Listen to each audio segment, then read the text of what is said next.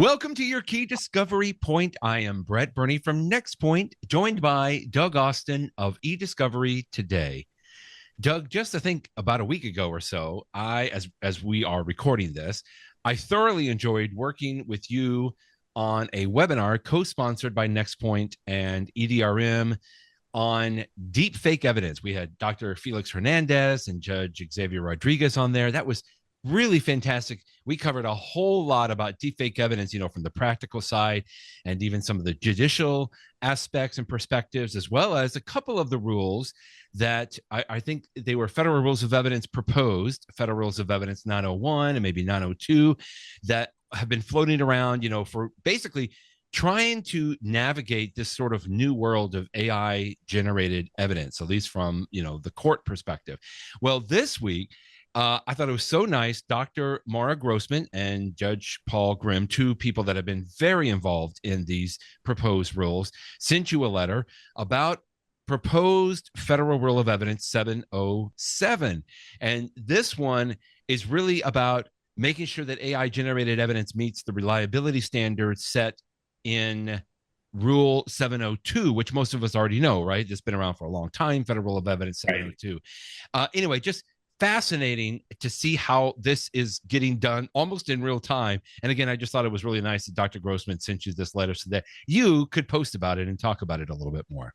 Yeah, that was very nice. She sent it to me before it was even up on the government website, which was cool. She actually pinged me to say that it had been added to the government website, pinged me this morning. So I added a link to it in the post. But I see that. And one of the things that we talked about in the webinar and, in the letter Grimm and Grossman talk about is, kind of the aspects of the acknowledged AI-generated evidence and unacknowledged AI-generated evidence, and of course, the second category is deepfakes. And then, of course, the admissibility standards, witness qualification, that sort of thing. We talk about the fact there are deepfakes, but there's also going to be AI-generated evidence that's acknowledged. That could be using AI to enhance a video or an image. It could be a demonstrative. It could be something like that. So obviously, when AI generated evidence is acknowledged, you've got to have something to address that. And so one of the things I neglected to do, but you fortunately did do, is is pull up a page that actually provides Rule 707 there. And as you can see, that's the rule. Basically, the machine generated evidence offered without an expert witness must satisfy the requirements of Rule 702A through D. Right. And that's, so in other words, that's the key there. And apparently there's been, I guess some people who've not been in favor of the new rule. And so Dr. Grossman and Judge Grimm wrote a letter basically talking through their reasons why they supported it. And so, it's a reasonly quick read, a 4-page letter. Mm-hmm. And, they talked about. Good job summarizing it here. Your post is great. Thanks. I mean, go and read the letter, but I thought you just did a great job of kind of, boiling it down into a couple of paragraphs for lots of us to understand. Well, I tried my best to obviously kind of hit some of the highlights there and some of their key arguments. And basically they're established here in the post. They had 4 main arguments as I saw them. Mm-hmm. They also did acknowledge one of the critics' point with regards to the fact that machine generated is not defined in the rule, and they referenced Maryland Rule 504.3 as a rule to reference which defines computer generated evidence. And so, this is the dialogue continues with regards to these new rules. regarding Right. AI generated evidence. And as you mentioned, it's very interesting to see this process unfold. So, I'm going to obviously continue to try to cover what the discussion's going to be. And at some point, there will be some rules changes, I would imagine, with regards to AI generated evidence, both acknowledged and deepfake unacknowledged. So it'll be interesting to have that background when that does happen. I did find that curious here that, whenever you come up with something as proposing a new rule, then you do have to kind of look back at the entirety of the content, the context of where that rule is sitting. And machine generated is a term that is not defined already. At the very beginning, a lot of times in rules, they have those definitions there. And then, like Mhm. you said, Maryland rule says computer generated evidence. Most of us think of as artificial intelligence generated evidence or AI generated evidence. It's just that to me is so important because I remember quickly back when the federal rules of civil procedure were amended and we came up with that phrase, electronically stored information. I still believe that that is a great phrase that even, many, many years ago now was generated, that worked then, and it continues to work. It's almost like it was future proofed in that sense because it does apply to anything that is electronically stored, if that makes sense a little bit.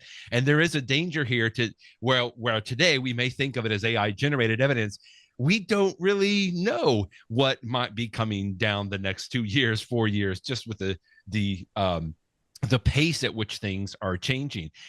When that phrase ESI was concocted, like they didn't know anything about like Instagram direct messages. But it still applies to that is the point that I'm making there.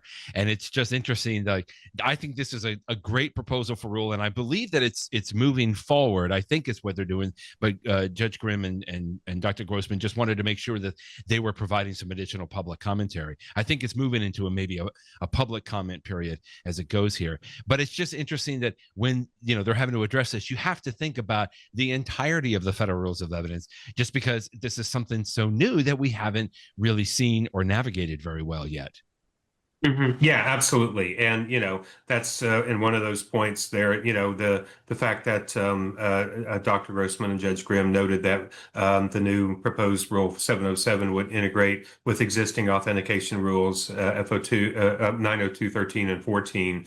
Right. That's key. I mean, we have to consider that existing framework and the fact that, when it comes to evidence and authentication of evidence, you've got to work within those frameworks. So I think it's a well thought out argument. And yes, I believe I think it's an 8-1 vote. The advisory committee recommended that proposed new rule 707 be released for public comment. So, this obviously we're getting to that point where, people are providing commentary, and Dr. Grossman and Judge Grimm obviously provided their letter as commentary as supporting the rule. This is sometimes the painful but so necessary process of making some of these changes to mostly the federal rules. And while a lot of people will say, well, what about the state rules? Well, that typically has kind of followed along as it kind of trickles down. We saw a lot of the amendments to the federal rules of civil procedure come down into the state rules, right? And I just assume that that's sort of how a lot of this will go. There's a lot of other bodies and organizations that look at this, as it goes through. But just really interesting to kind of see how this is going almost in real time, as it were.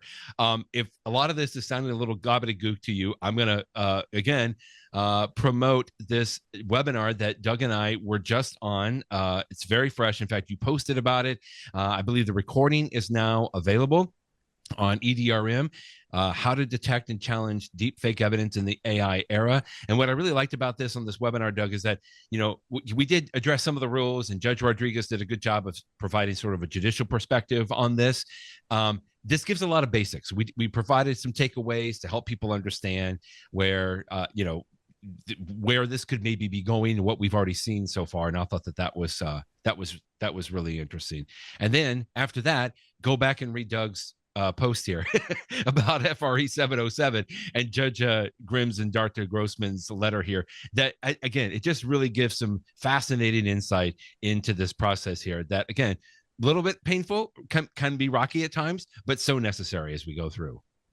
Yeah, and definitely the considerations with regards to authentication of evidence are going to continue and we're going to see the legal system of try to find ways to address it, and these are among the ways they're trying to do so. So it's going to be a fascinating, interesting time to see how this unfolds. Thanks as always, Doug. Appreciate you giving us some time, and we'll talk with you next time. Thanks, Brett. Thanks, everybody.